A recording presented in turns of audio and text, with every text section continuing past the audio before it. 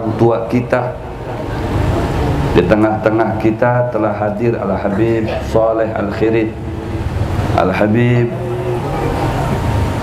Sayyidil Walid Habib Alwi Ibn Al-Habib Tahir Al-Hamid Tahir Jamalul Lail, dan para habaib yang lainnya yang menjadi orang tua kita, yang semuanya kita cintai, kita hormati, kita ta'zimi, dan kita doakan bersama semoga para habaib semuanya diberikan umur panjang oleh Allah Subhanahu wa taala, serta diberikan kesehatan oleh Allah zahiran wa batinah. Terlebih kepada khadimul majlis Ratib Al-Idarus Ar-Ridha Al-Habib Al-Ustaz Habib Ridwan Al-Idarus, dan juga di samping beliau yang mendampingi beliau Al-Habib Fikri Barabbah, dan segenap jajaran panitia yang kita doakan semoga beliau semua ini senantiasa diberikan kesehatan oleh Allah zahiran wa batinah, diberikan kekuatan oleh Allah dan keistiqomahan untuk terus berdakwah, melanjutkan perjuangan datuk-datuknya beliau, terlebih melanjutkan perjuangan dakwahnya Nabi Muhammad SAW, yang tidak ada sesuatu dapat menggembirakan hati sang Nabi, sang Rasul yang menjadi datuk beliau selain daripada 3 hal, yaitu menuntut ilmu, kemudian berdakwah, menyampaikan ilmu, dan mengamalkan ilmu itu sendiri. 3 hal ini dapat yasurru qalban Nabi, menggembirakan hati Nabi Muhammad SAW. Berdakwah dengan membuka majlis ta'lim, berdakwah dengan tanaggul jaulah minal qaryah ilal qaryah, dari kampung ke kampung. Berdakwah tidak bisa dengan ilmunya, dengan majlis ta'limnya, dengan fulusnya, dengan hartanya, yang menyandang jabatan dengan jabatannya. Semuanya diniatkan untuk menggembirakan hati Nabi Muhammad. Semuanya diniatkan untuk berdakwah, meneruskan perjuangan Nabi Muhammad sallallahu alaihi wasallam. Maka niscaya natijahnya ulaika humul muflihun, merekalah yang hakikatnya bahagia, merekalah yang hakikatnya beruntung sebenarnya, merekalah hakikatnya yang selamat di dunia dan di akhirat, beruntung di dunia dan di akhirat. Lahumul busyra fil hayatid dunya wa fil akhirah, di mana mereka mempunyai karakter yang diantaranya adalah mereka selalu wa'azzaru Rasulillah, memuliakan Nabi Muhammad, di mana tempat selalu memuliakan Nabi, di mana tempat selalu mengagungkan Nabi, baik dengan halnya, dengan kalamnya, dengan malnya, pokoknya selalu diniatkan untuk memuliakan, mengagungkan Nabi Muhammad SAW. Dan dengan selalu membantu Nabi Muhammad, membela Nabi Muhammad, menjadi ansornya Nabi Muhammad SAW. Kalau kita tidak mempunyai majlis, maka kita di antara yang mendatangi majlis. Kita tidak mempunyai ilmu, berarti kita yang di antaranya mendengarkan ilmu. Maka sama halnya kita dapat menggembirakan hati Nabi Muhammad, membantu membela Nabi Muhammad untuk mengeksistensikan syariat Nabi Muhammad SAW di muka bumi ini. Lihat para datuk-datuk kita, ya, para datuk-datuknya habaib kita yang ada di sini, ya, para datuknya Al-Habib Ridwan, Al-Habib Ali, Ibnul Habib Ahmad, Ibnul Habib Abu Bakar Al-Idrus. Bagaimana perjuangan beliau? Coba, beliau tinggalkan kota Samarinda yang banyak manusianya, mudah untuk mencari duit, bisa untuk berbisnis, tapi itu bukan tujuan. Apa tujuannya? Menggembirakan hati datuknya Sayyiduna Muhammad SAW. Dengan apa? Berdakwah. Ditinggalkan itu kota Samarinda, pergi ke Bontang. Di Bontang sudah sunyi, sudah sepi pada saat itu. Pindah lagi kemana? Pulau Rinding. Saya sudah datang ke pulau tersebut. Coba bayangkan, ya, di pulau itu tidak ada siapa-siapa, tidak ada apartemen, tidak ada ruko, tidak ada gedung. Yang terhampar luas terlihat hanya air laut. Coba bayangkan, demi apa beliau korbankan dirinya, jiwanya, semuanya untuk datang ke tempat yang begitu jauh, kalau bukan karena untuk dakwah. Karena dakwah adalah pekerjaan yang terpuji. Dakwah adalah aktivitas yang istimewa, yang agung, kegiatan yang diridhoi oleh Allah, yang membuat selalu Rasulullah SAW tersenyum. Karena memang seperti itulah sifat-sifatnya para datuk habaib, berdakwah. Dan dakwah itu adalah sunnah Nabi Muhammad SAW. Berhijrah itu adalah sunnah Nabi Muhammad SAW. Makanya tidak heran habaib itu terkadang di kampung-kampung ada, ya. Karena kalau tidak hijrah, mereka tidak berpencar, ya, tidak masing-masing menempatkan dirinya, maka kesian yang ada di pelosok-pelosok sana. Mereka dengan hijrahnya ke satu tempat itu menjadi amanun fitil kal ard, menjadi pengaman di dalam tempat tersebut, menjadi terpeliharanya tempat tersebut. Makanya tidak heran bahkan mereka korbankan jiwanya, korbankan nyawanya, korbankan tenaganya. Untuk siapa? Untuk Allah dan Rasulnya. Coba bayangkan Al-Habib Muhammad bin Soleh, ya, bin Yahya, guru daripada Sultan Sulaiman, meninggalnya kan terbunuh. Kemudian ada lagi keturunan, ya, Pangeran Noto Igomo, begitu juga meninggalnya, ya, dalam keadaan dakwah. Al-Habib Abdullah bin Abu Bakar Al-Idrus Al-Akbar meninggalnya tepat dengan hari Minggu tanggal 12 Rabiul Awal di usia 45 tahun dalam keadaan berdakwah ilallah. Terpuji meninggal dalam keadaan berdakwah ilallah. Jangan berangan-angan kita meninggal di atas tempat tidur yang empuk. Berangan-anganlah kita meninggal dalam keadaan sedang menggembirakan hati Nabi Muhammad SAW dalam berdakwah. Itu yang perlu kita contoh dan kita tiru mereka semuanya. Maka dengan demikian Allah berikan keistimewaan kepada mereka, karena pekerjaan mereka itu adalah istimewa sekali. Berdakwah pekerjaannya mereka itu, membantu orang pekerjaannya mereka itu, memudahkan urusan-urusan orang, mengayomi masyarakat umat Nabi Muhammad SAW. Karena pada hakikatnya mereka itulah yang menjadi khalifatul Rasulillah, penggantinya Rasulullah, khalifahnya Rasulullah. Mereka itulah urasul Rasulillah. Kalau kita membahas tentang khulafaur rusul, siapa? Mereka. Para khulafaur rusul itu mereka, para dzurriyyah Nabi Muhammad SAW.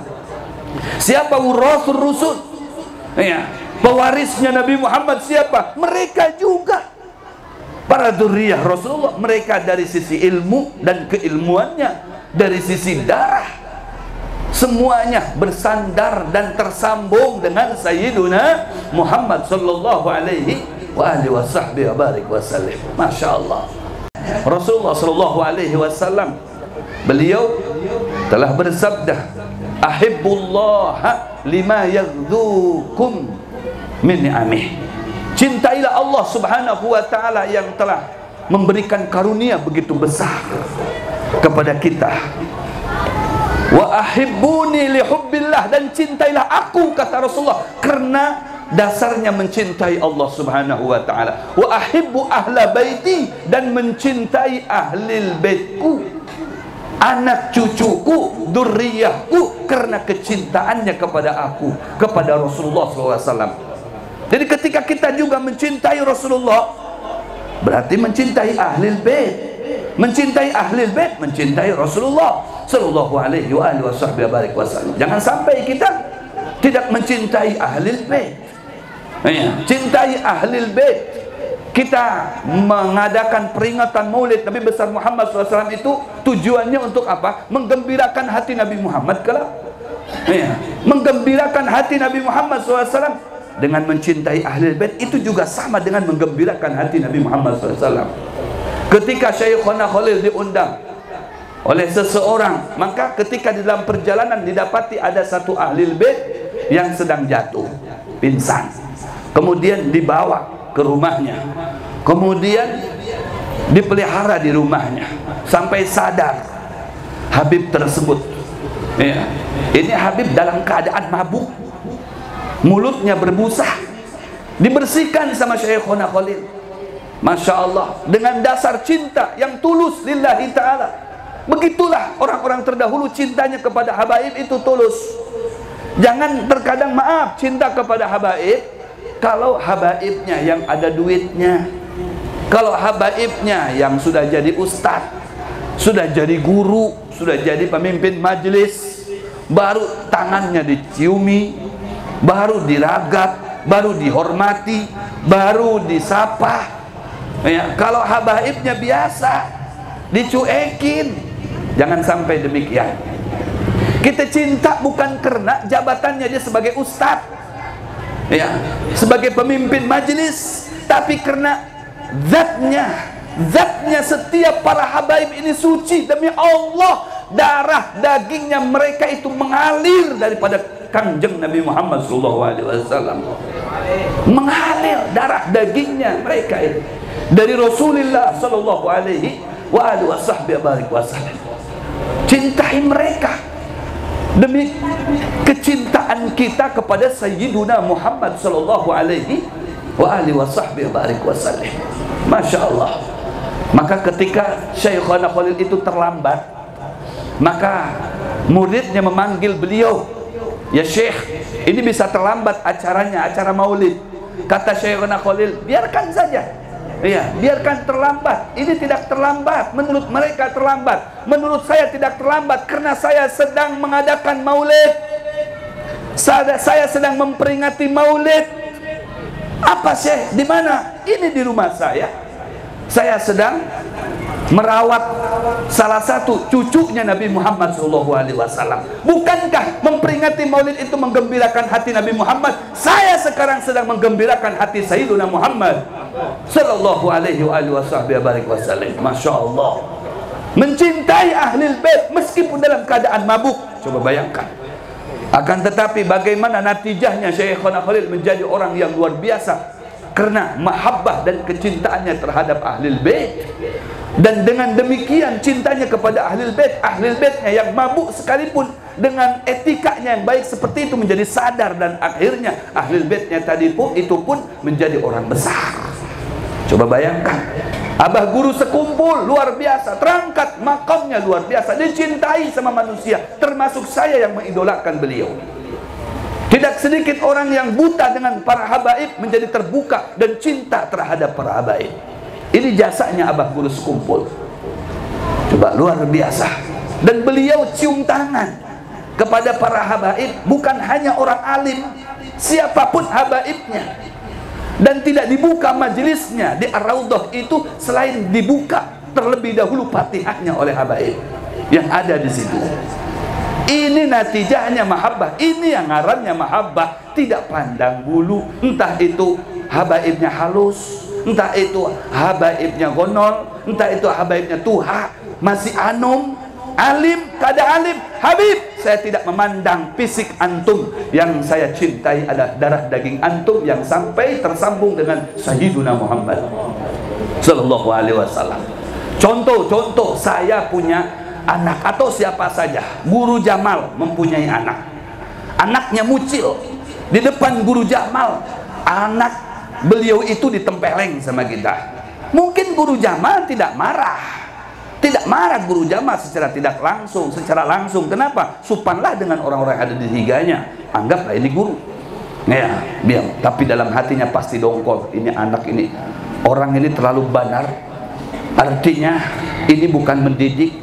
Masa di depan abahnya saja main tempeleng-tempeleng begitu saja. Memang anakku ini mucil, tapi tidak cukuplah dinasihati. Tidak cukuplah dinasihati. Pernah terjadi ya di Genggong, seorang ulama besar. Beliau mempunyai murid ribuan. Salah satunya ada muridnya itu dari bangsa Habaib, dari kalangan Habaib. Dan kebujuran Habaib ini muncul. Mondok di pesantrennya beliau, Kiai Genggong, terkenal Kiai Genggong, dekat Karaksan situ. Akhirnya Habib ini mencuri sarung yang sedang dijemur. Biasa kalau guru-guru itu, kalau di Jawa, sarungnya itu yang menjadi andalannya sarung BHS. Kalau kita di sini sarung tenun Samarinda. Ya, sarung BHS. Kalau sudah pakai sarung BHS, wah, mereknya saja tidak dilepas. Biar orang tahu semuanya, oh ini sarungnya haram ini, tapi larang ini. Ya. Kayak di Tarim itu kalau nukar sarung hanyar itu kada dipacul. Ya merek, biarkan aja biar orang tahu. Oh ya, di andaknya di situ. Wah, dia beda, ya, tampil beda ini hanyar ini. Masya Allah. Begitu para santriwannya itu sedang sembahyang berikut dengan gurunya, si Habib ini mengambil sarungnya diam-diam. Salah satu daripada jamaah sholatnya ada yang melihat. Selesai sholat didatangi ke kamarnya dan ditandai, ini orang, wah ini tahu aku kamarnya di mana. Datangi dipukul, peng, benyok muhanya, hancur, dipukuli karena maling sarung ini, bulik, ya bulik Habibnya supang. Ya, kada berkesah dengan gurunya. Si gurunya ini selalu mimpi dengan Rasulullah SAW. Mimpi setiap seminggu sekali dengan Rasulullah. Luar biasa, karena ini mahabbah kepada ahli bait. Luar biasa. Akhirnya seminggu kada mimpi lagi dengan Rasul. 2 minggu kada kau mimpi lagi dengan Rasulullah. 3 minggu kada kau mimpi dengan Rasulullah. Sebulan kada kau mimpi dengan Rasulullah. 2 bulan kada mimpi dengan Rasulullah. Sampai 3 bulan menjerit tengah malam kepada Allah, ya Allah, apa yang menjadi saya ini terboikot? Kada kawal lagi memandang kekasihmu Nabi kami Muhammad SAW. Ada apa dengan saya ya Allah? Coba perlihatkan kesalahan saya ya Allah. Ini kiainya ini menjerit kepada Allah, ada apa ini sehingga Rasul tidak mau hadir lagi kepada beliau sekalipun dalam mimpi. Subhanallah. Akhirnya sudah ke-4 bulannya, parak setengah tahun tuh, baru Rasulullah SAW bisa dilihat lagi dalam mimpinya. Itu pun dibelakangi oleh Rasulullah begini. Melihat belakangnya saja ini kiai ini. Belakangi oleh Rasulullah. Kiai tadi itu dalam mimpinya memohon-mohon kepada Rasul, ya Rasulullah, antum sudah lawas tidak berhadapan dengan saya. Saya sudah lawas tidak melihat Anda ya Rasulullah. Saya rindu ya Rasulullah. Sekarang kerinduan saya sudah terobati, tapi kenapa antum ini membelakangi saya? Apa salah saya ya Rasulullah? Jawab Rasulullah cuma sedikit saja, tidak cukupkah dinasehati? Itu saja. Tidak cukupkah dinasehati? Itu saja. Jawaban Rasul, hilang lagi dah sudah. Bangun dari mimpinya, dikumpulkan santriwannya. Kemudian disampaikan dengan santriwan dari itu, hei, dalam kurun 4 bulan ini ada nggak di antara kalian ini yang mempunyai salah atau berbuat salah tanpa sepengetahuan saya? Angkat tangannya, diam. Angkat tangannya. Kalau enggak, saya berhentikan semuanya kalian ini. Pernah ada enggak melakukan satu kesalahan tanpa diketahui sama saya? Akhirnya ada. Saya guru 4 bulan yang lalu. Apa kesalahan antum? Kesalahan saya guru, ada salah satu santri kita, santri guru yang mencuri sarung guru. Saya tahu, kemudian saya datangi kamarnya, saya pukul orangnya, kemudian orangnya pulang guru. Siapa itu? Coba dicari di datanya. Cari. Ini Sayyid, ternyata Sayyid guru. Nangis gurunya. Kalian semuanya kurang ajar. Berbuat demikian dengan anak cucunya Nabi Muhammad, menghakimi tanpa sepengetahuan saya. Sekarang kita datangi rumahnya Habib itu. Ya, cari alamatnya. Kita datangi rumah itu, kita minta maaf semuanya. Baru didatangi. Ya, rumahnya Habib tadi itu minta maaf. Habib minta maaf. Habibnya, loh, kenapa, ada apa ini? Justru saya minta maaf. Saya tidak pantas mondok di situ. Saya malu, makanya saya pulang. Saya tidak pantas, saya seorang Habib, kok maling saya. Saya tidak pantas, saya tahu diri, saya lebih baik pulang saya. Daripada nanti nama guru tercemar. Enggak Habib, mohon maaf Habib, mohon maaf saya Habib. Tolong balik lagi Habib ke pondok Habib. Saya minta maaf Habib. Akhirnya dengan rendah hati si guru tadi, Habibnya juga malu. Akhirnya sudah kembali lagi ke pondok dan Habibnya belajar ilmu di situ, menjadi orang juga Habibnya. Gurunya kembali lagi bisa melihat Nabi Muhammad SAW dalam mimpinya. Luar biasa. Nah, ini dengan Habib, artinya maaf, tanda kutip, ini Habibnya mencuri. Iya, dalam hati Rasulullah masih begitu iba terhadap dzurriyyahnya Rasulullah. Bagaimana kita terang-terangan membenci para habaib, para dzurriyyah Nabi Muhammad sallallahu alaihi wasallam dengan kata-kata, apalagi dengan tangan. Nauzubillah min dzalik. Jangan sampai itu terjadi. La as'alukum alaihi ajran illa al-mawaddata fil qurba, kata Allah dalam firman-Nya. Aku tidak meminta upah daripada umatmu wahai Muhammad atas karuniaku yang aku berikan kepadanya, mulai daripada iman, Islam, dan mazidatun ni'am, tambahan-tambahan nikmat yang lainnya. Tidak aku minta upah kepada mereka. Sampai nanti mereka mati dalam keadaan iman, aku masukkan ke dalam sorga. Tidak minta upah, hanya satu aku menuntut kepada umatmu wahai Muhammad. Apa itu? Mawaddah, cinta kepada keluarga wahai Muhammad sallallahu alaihi Muhammad. Dan perihal cinta kepada ahlul bait, dimulai dengan ahlul baitnya itu sendiri. Al-Idrus harus cinta juga dengan sesama Al-Idrus. Al-Idrus harus cinta dengan Al-Hamid. Al-Hamid cinta dengan Al-Idrus. Al-Idrus cinta dengan Al-Attas. Al-Attas cinta dengan Al-Idrus. Terus ada Al-Haddad, ada Barokbah. Semuanya satu sama lainnya saling mencintai, saling asih, saling asa, dan saling asuh. Itulah didikan Sayyidina Muhammad sallallahu alaihi wasallam. Kita menuntut orang supaya cinta kepada kita. Kita mulai dari diri kita. Keluarga Sadah Al-Ba'alawi itulah harus saling mencintai. Jangan orang dituntut untuk mahabbah kepada kita, kitanya main kotak-kotakan, main musuh-musuhan. Ya, ini saya Al-Idrus ya paling tinggi. Ini saya Al-Attas, namanya Al-Attas, Al-Atas, ini tinggi saya, lebih tinggi lagi saya. Tidak ada. Ya, kita sama, kita bangga dengan anak cucu Nabi Muhammad sallallahu alaihi wasallam. Lebih bangga lagi kalau kita sudah dapat mengikuti sepak terjangnya Sayyidina Muhammad sallallahu alaihi wasallam. Sallallahu alaihi Muhammad. Kalau sudah terrealisasikan, kita tuntut orang-orang di sekitar kita untuk mencintai kita. Kita menuntut mereka supaya cinta kepada kita. Bukan kita ingin memanfaatkan mereka. Demi Allah, mereka yang mendapatkan manfaat daripada Allah subhanahu wa ta'ala. Mereka yang mendapatkan manfaat daripada baginda Rasulullah sallallahu alaihi wasallam. Betul apa betul? Bujur apa bujur? Bujur apa bujur? Mendapatkan syafaatnya Rasulullah.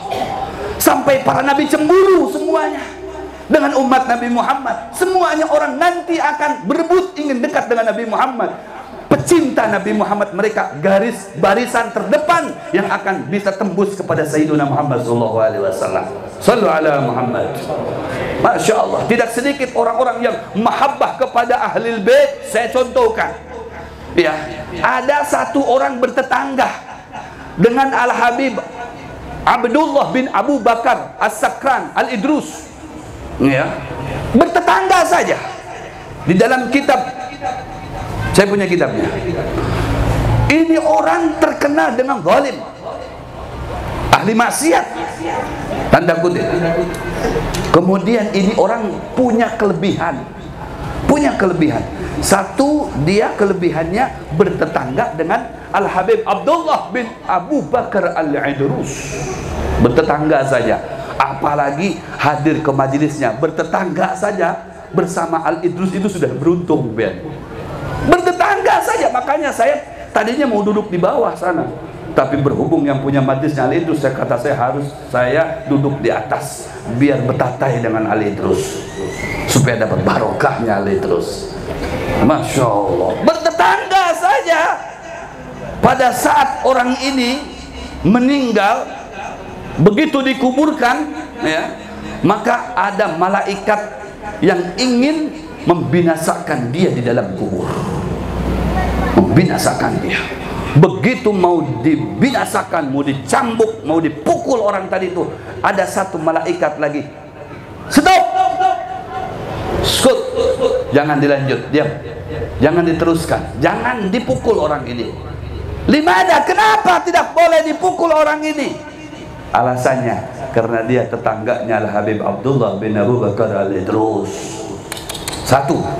Yang kedua, kenapa saya tidak boleh dan saya melarang untuk memukul dia, kata malaikat yang satunya. Padahal malaikat satunya udah siap begini. Makanya Al-Idrus tuh pakai tongkat, dia Habib Utsman untuk mana-mana pakai tongkat. Masya Allah. Jangan, kata malaikat yang satunya lagi, jangan dipukul Sidin. Kenapa gerang? Sidin tetangganya Al-Idrus. Oh iya kaya. Terus kenapa? Pokoknya jangan aja. Bahaya nih, repot nih urusannya nih. Kalau dipukul kan nih. Satu. Kedua aja, Sidin itu hafal satu bait syairnya Al-Adli. Wa dzikrul aidaru silgut bi ajla anil qalbi sada lisadiqina. Itu saja, cuma satu bait itu saja dihafal. Ternyata itu menjadi wasilah, menjadi penyebab malaikat tidak bisa membinasakan orang itu. Karena apa? Dihalangi sama satu bait syair dari itu. Allahu Akbar.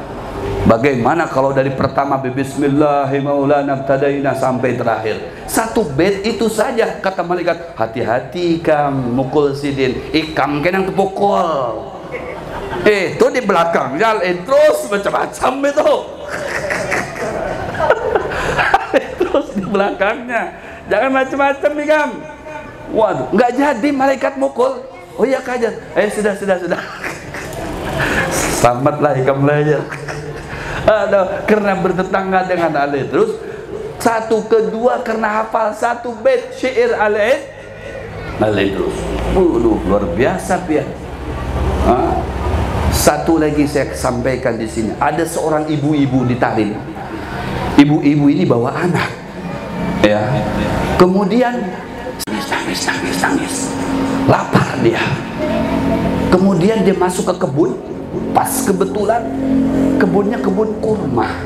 Dilihat ada satu batang kebun kurma itu rindang dengan buah-buah kurma yang sudah menjadi rutob. Jadi lembek gitu. Cocok ini buat anak kecil.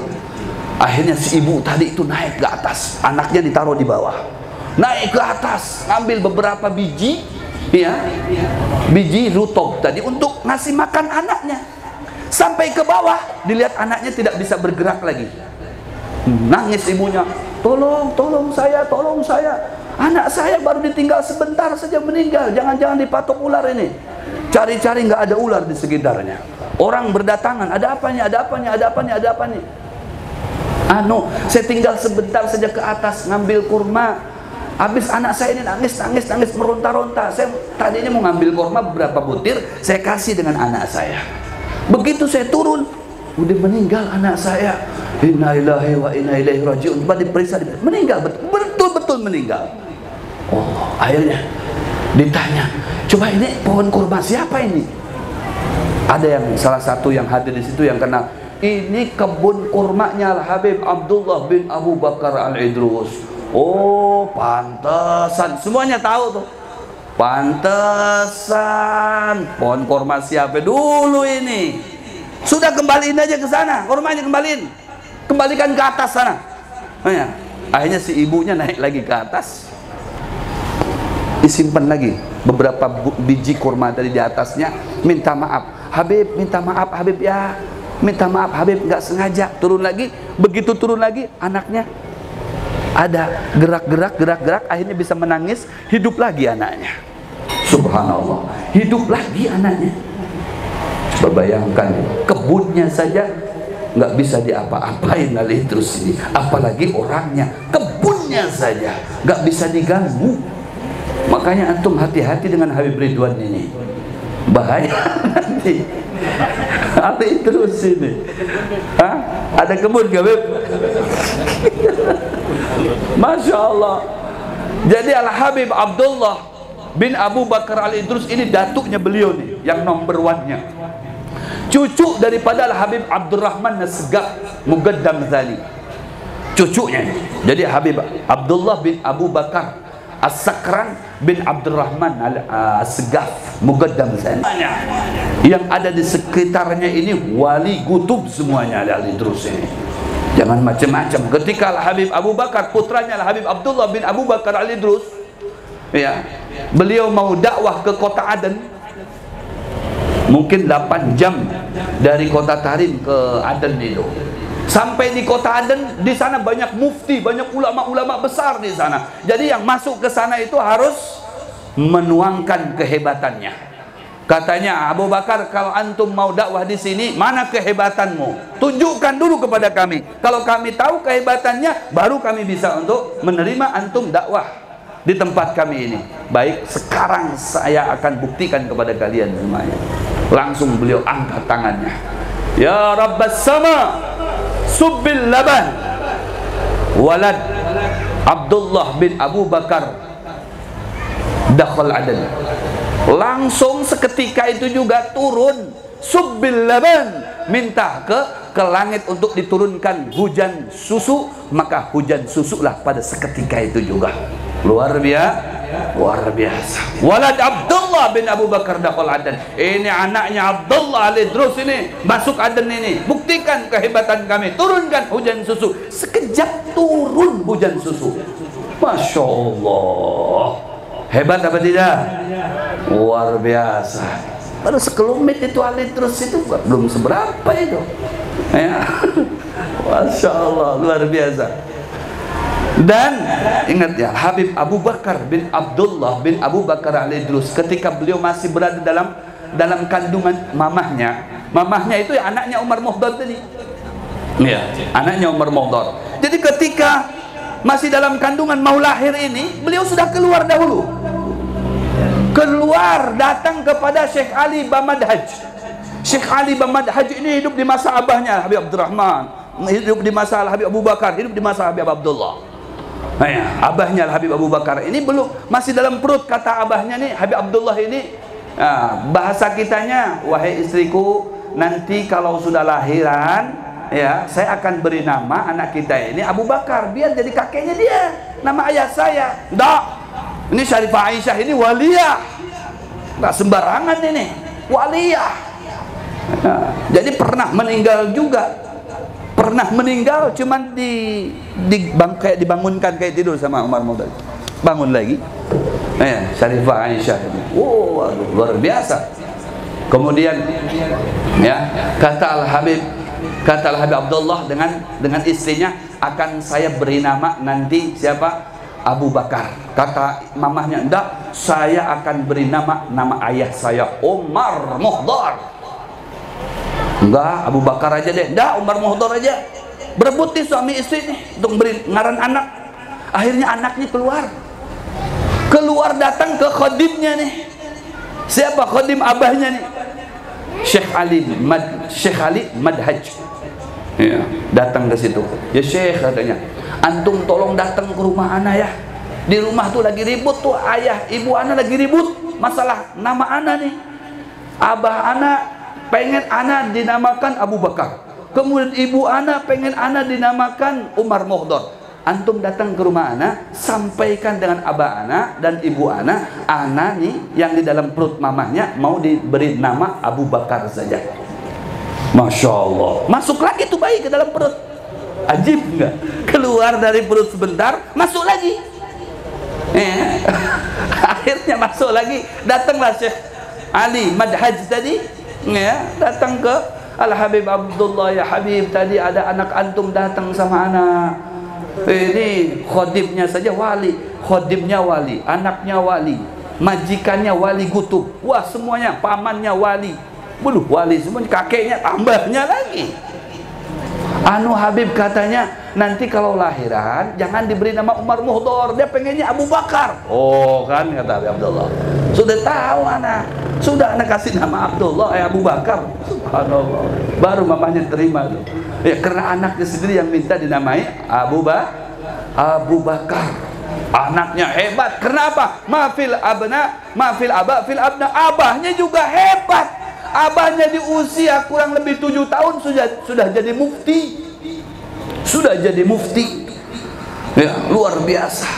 Jadi ketika ada pemilihan Nagib Alawiyin di Kota Tarim, pemilihan Nagib Alawiyin, siapa yang cocok nih ya antara Al-Habib Abdullah, ya, Habib Abdullah bin Abdurrahman As-Segaf dengan Al-Habib Abdullah, Habib Abu Bakar, Habib Abdullah bin Abu Bakar Al-Idrus. Masih muda Habibnya. Jadi orang masyarakat dari kalangan Alawiyin ini terbagi dua. Ada yang pro ya Habib Abdullah, ada yang pro Habib Abdullah. Sama-sama Abdullah ini. Ya, Abdullah putra daripada Habib Abdurrahman As-Segaf, pamannya Al-Habib Abdullah bin Abu Bakar As-Sakran Al-Idrus. Masya Allah. Abahnya aja gelarnya As-Sakran.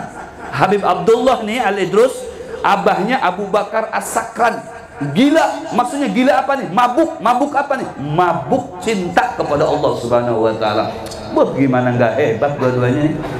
Akhirnya ya, inilah Habib Abdullah ini dipanggil, artinya untuk menghadiri satu pertemuan para muftiyin, para habaib, para ulama kumpul di situ untuk mengangkat Nagib. Nagib itu pemimpin Sadah Al-Alawiyin pada saat itu. Ya, sudah mintalah kata Habib Abdullah, saya nggak mau karena Ami Ana masih ada. Bib, tapi masyarakat maunya antum, Bib.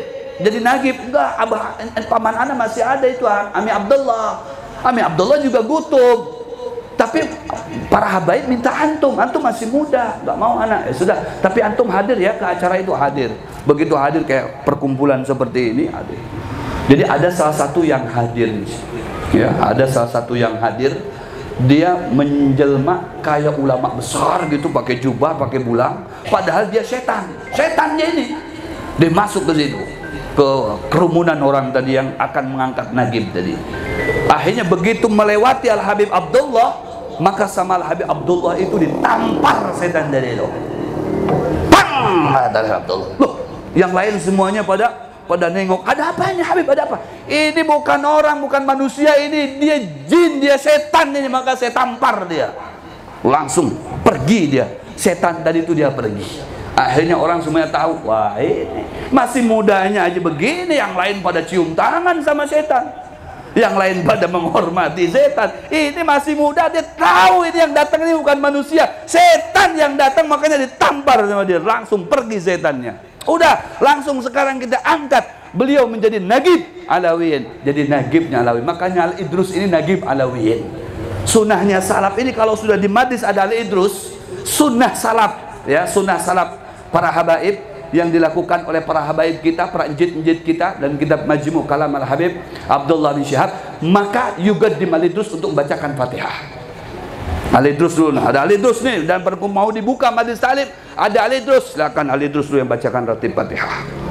Karena Al-Idrus ini Nagib Alawiyin, ya, ketuanya Alawiyin. Masya Allah, luar biasa. Jadi Al-Habib ini kakek beliau nih, Al-Habib Abdullah bin Abu Bakar Al-Idrus ini senang membaca kitab Al-Imam Ghazali, kitab Ihya Ulumuddin.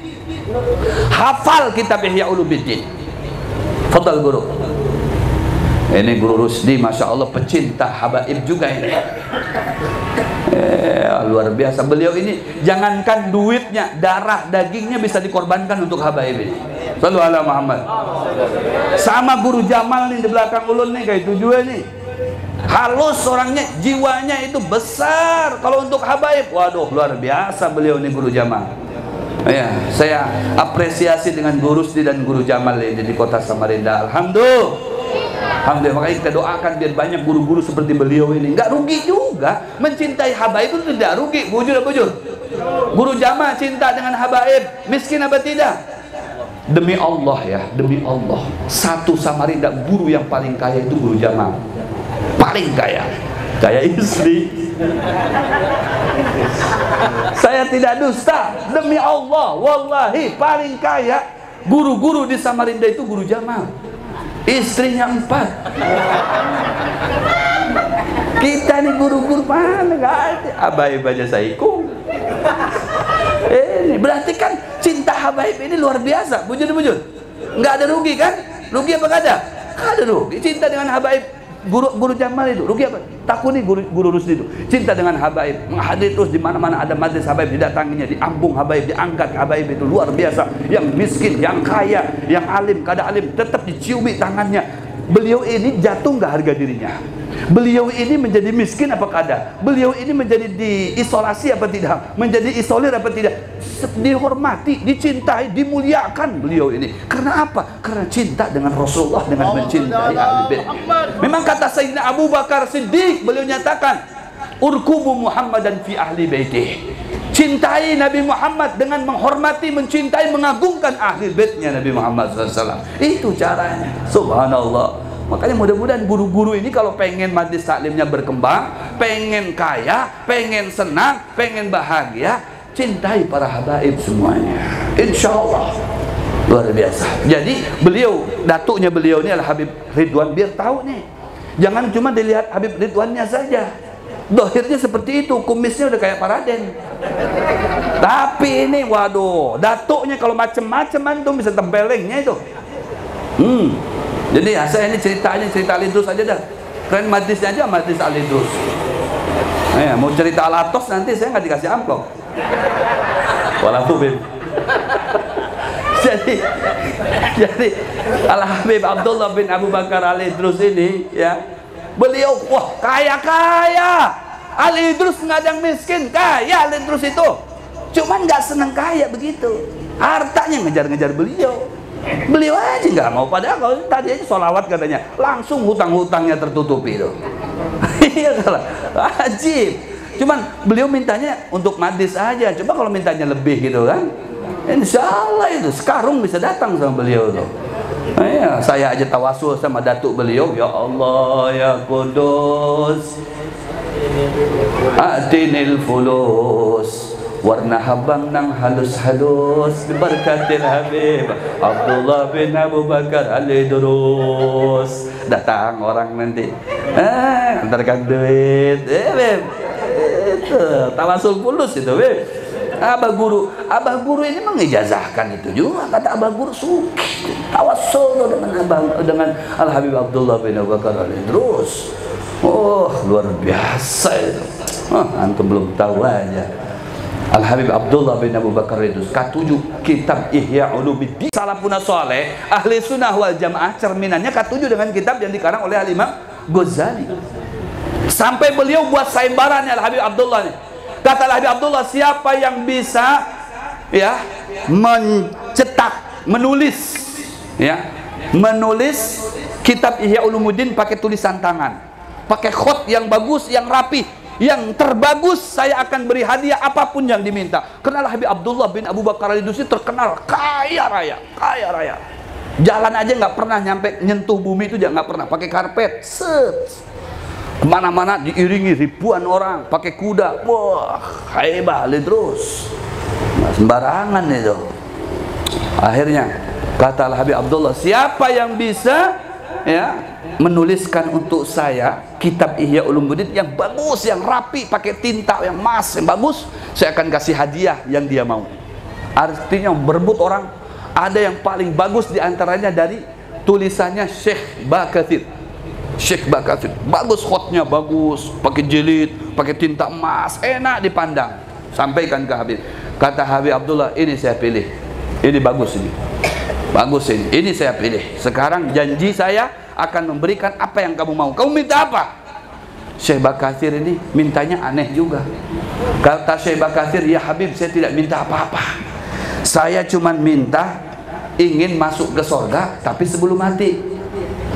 Aneh nggak mintanya? Masuk ke sorga, tapi sebelum mati. Kalau sudah mati kan insya Allah, kalau orang cinta dengan Rasulullah masuk sorga seberata ini, dan insya Allah. Kalau mati dulu, ini ingin masuk sorga ya Habib, tapi sebelum mati saya. Bisa nggak? Masuk ke sorga, melihat sorga gitu, melihat-lihat, oh begini sorga. Habis itu keluar lagi gitu. Aduh ini macam baik, kata Habib Abdullah, kecil aja bagi saya itu. Kecil. Ente sini. Kepalanya Syekh Bakasir tadi itu dimasukin ke kumnya. Lengan bajunya lah Habib Abdullah ini gede gini. Ini lengan baju orang dahulu. Gini nih, gini. Di ujungnya besar. Kepalanya dimasukin situ. Masuk, kepala ente masuk situ. Dimasukin. Ditahan kepalanya sama Habib Abdullah. Sampai beberapa menit. Ya. Gimana kata Habib Abdullah? Ente coba sekarang ada di mana? Habib, sekarang saya ada di sorga Habib. Saya sudah melihat sorga Habib. Sudah semuanya ente lihat. Sudah. Ditarik lagi kepalanya. Ente jangan lama-lama, nanti betah di sana nggak mau keluar lagi katanya. Tarik lagi. Tarik lagi. Nanti ente lama-lama nggak mau keluar. Ya, subhanallah. Jadi saya bakal itu udah tahu sorga. Isinya sorga. Ya katanya malah ainun ra'at wala udhunun sami'at wala khatara ala qalbil bashar. Syekh Bakasir sudah tahu, sudah masuk ke dalamnya. Allah berkat siapa? Ali Idrus. Allahu Akbar. Kan ada kegampangan. Ya, ini terakhir saya sampaikan ceritanya. Ada Syekh Umar Bamahromah. Syekh Umar Bamahromah ini mau berguru kepada Syekh Abdurrahman Bafadal. Ya, dan kitab Kunujus Sa'adah. Jadi mau berguru nih, guru, saya mau berguru dengan pian nih. Kayak apa nih? Bolehkah? Ya, saya menjadi murid pian. Ujar Syekh Abdurrahman Bafadal. Ya, boleh-boleh saja, tapi syaratnya ada. Berapa syaratnya guru? 3, nggak banyak-banyak syaratnya. Siap nggak? Insya Allah guru. Jangan ngali-ngali guru lah. Ada. Pokoknya 3 aja syaratnya. Apa itu guru? Yang pertama, ikam tulak ke masjid. Apabila dapati ada orang sembahyang menghadap kiblat, ikam sembahyang membelakangi kiblat. Itu di depan orang sholat yang berjamaah. Waduh guru, barat itu karena dipadakan urun ini ilmu sesat pula. Orang menghadap ke kiblat situ, ini membelakangi kiblat. Jadi orang menghadap situ, ini menghadap ke situ. Jadi guru kalau hendak menjadi muridku, amunya kada ada bapak. Padahal Syekh Umar Bamahromah ini murid daripada guru daripada Fakhrul Wujud Sayyidina Syekh Bakar bin Salim. Gurunya. Jadi gurunya Umar Bamahromah Syekh Abdurrahman Bafadal. Sudah mau enggak? Kalau mau silakan, kalau kada mau jangan. Baik, guru. Ya, saya akan datang ke satu masjid, ramai orang pada sholat. Allahu Akbar menghadap kiblat. Dia Allahu Akbar membelakangi kiblat. Allah. Akhirnya ya di dalam hatinya, waduh ini sahabat tidak sholatnya. Sahabat tidak apa? Aduh, bisa-bisa kada sah sembahyangnya. Ujar gurunya sampai ente waktu sembahyang nggak yakin, ulang lagi sampai ente yakin. Udah yakin. Allah, kedua kalinya dia yakin begitu. Allahu Akbar. Dia buka matanya, yang terlihat di depannya adalah Ka'bah. Masya Allah. Dia sampaikan ke gurunya, ya sudah, kamu berarti sudah yakin dah, nurut apa kata guru. Yang kedua aja guru. Yang kedua, ente sekarang naik ini lebih berat lagi nih cobanya. Kenapa? Ente naik ke gunung, cari gunung ya di Tarim yang paling tinggi. Ente naik ke atas yang paling tinggi tadi itu, sudah sampai tinggi, ngapain guru? Sudah sampai puncak gunung tadi itu, ente jatuhkan tuh diri ente. Gugurkan diri awak ente, gugurkan ke bawah. Waduh, beluncat guru. Iya beluncat ente. Kayak apa guru? Oh pokoknya jangan kaina-kaina, ikam hendak silakan. Kalau ikam menjalankan tugas, aku anggap jadi guru saya. Baik guru. Naik ke atas gunung, singkatnya dia loncat dari atas gunung yang paling tinggi itu. Allahu Akbar. Alhamdulillah, hancur awaknya. Hancur. Datang ke gurunya, guru ya Allah sakit sawakan ini, kayak apa ini? dikira ada sesuatu gitu, tahu-tahunya tidak ada guru, los. Nah, berdarah sawakan ini kayak apa ini guru? Ujar guru, ente waktu meloncat tadi itu buka mata atau tutup mata ente? Tutup mata. Itulah penyebabnya ente tutup mata. Seharusnya dibuka mata katanya. Tutup mata aja takutnya, apalagi buka mata guru. Jadi kayak apa ini? Sudah, kalau ente hendak jadi guru anak, jadi murid anak, ente naik lagi ke sana. Ulang lagi guru, diulang lagi. Jangan buka mata, jangan tutup mata, buka matanya ente. Biar melek, biar ketahuan. Baik guru lah. Waduh, pincang-pincang naik lagi ke atas bukit tadi. Dia buka matanya, Allahu Akbar. Ada yang nangkap yang kedua kalinya. Nah, ya, alhamdulillah, karena jadi gugur nih. Ditangkap sama gurunya tadi. Nah, yakin. Yang ketiga, ujar Syekh Abdurrahman, ini yang terakhir nih. Ente kalau ini lolos, ente selamat jadi murid anak. Apa itu? Ente datengin Al-Habib Abdullah bin Abu Bakar Al-Idrus. Ente bilangin, bisikin beliau ya. Ya Habib, annaka la tahriqal arda wa lan tablugil jibala tulah. Gitu aja sudah. Waduh, kata Syekh Umar bin Mahmah, kada sanggup ulun mendatangi Sidin, kada sanggup. Sidin kurang sugih, haibah, punya wilayah, punya makom. Masa sekelas ulun ini bisa berdapat aja kada kawa, apalagi hendak bisiki kada kawa. Udah, kalau begitu ente cari tempat yang paling jauh, ente bilang aja, tunjuk tuh Habibnya dari jauh. Apabila ente melihat ada Habibnya itu berjalan, ente tunjuk dari jauh tuh. Ya Habib, innaka lan tahriqal arda wa lan tablugil jibala tula. Baik katanya, kalau itu wani kok naik ke atas gunung ya. Dikiranya Habib nih, Habibnya kada tahu. Ya alidus bujuran, bukan alidus palsu ini. Naik ke atas gunung. Dari atas gunung dia pedenya. Habib, innaka lan tahriqal arda wa lan tablugil jibala tula. Langsung Habibnya yang sedang berjalan menjadi tinggi, tinggi, lebih lagi dari gunung tingginya. Kata Habib, ana ahriqal ardo, plus keluar api dari telunjuknya. Wa ablugil jibala tula, aku lebih bisa tinggi daripada gunung ini. Langsung ditunjuknya orang tadi itu, Syekh Umar bin Makrumah, ditunjuk keluar api dari telunjuknya. Jangan sampai Habib Ridwan nunjuk nanti. Keluar api. Tapi kalau Habib ini bukan keluar api, keluar air. Itu malam hari nih. Kalau malam keluar duit. Allah. Keluar api. Dan ana ahriqal ardo, saya bisa membakar gunung, kata Habibnya. Keluar dari telunjuknya api. Wa ablugil jibala tula, saya bisa lebih tinggi daripada gunung. Tinggi langsung, bas. Allahu Akbar. Itu untung dijaga itu. Sekalipun dijaga itu tergugur itu. Rumah itu. Masya Allah. Kalau kada sampai ke rumah, gurunya, Habibnya tinggi kanal, guru, keluar api dari telunjuknya guru. Langsung ke hadapan ulun apinya. Ya untung aku halangi gitu. Apinya kalau kada ikan mangus. Kenapa? Nih tangannya Syekh Abdurrahman Bapadol tadi itu kena bakar tangannya. Untuk dihalangin itu sama gurunya. Kalau enggak, jadi sate itu. Nah, macam-macam sama Ledrus ini. Masya Allah, luar biasa. Itu kesemuanya karena apa?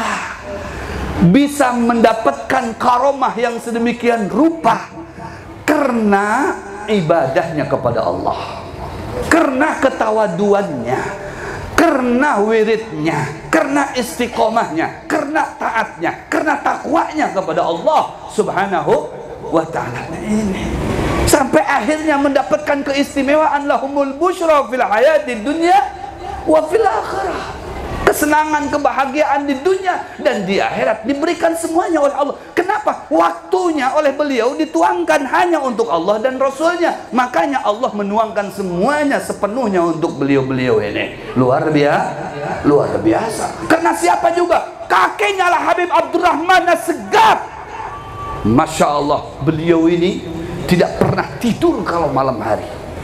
25 tahun tidak pernah tidur. Nengok kanan senyum, nengok kiri menangis, nengok kanan senyum, nengok kiri menangis. Kenapa ya Habib? 25 tahun antum tengok kanan tersenyum, tengok kanan, tengok kiri menangis. Aku kalau tengok kanan melihat surga, senyum aku, mengharap semuanya anak cucuku masuk ke situ.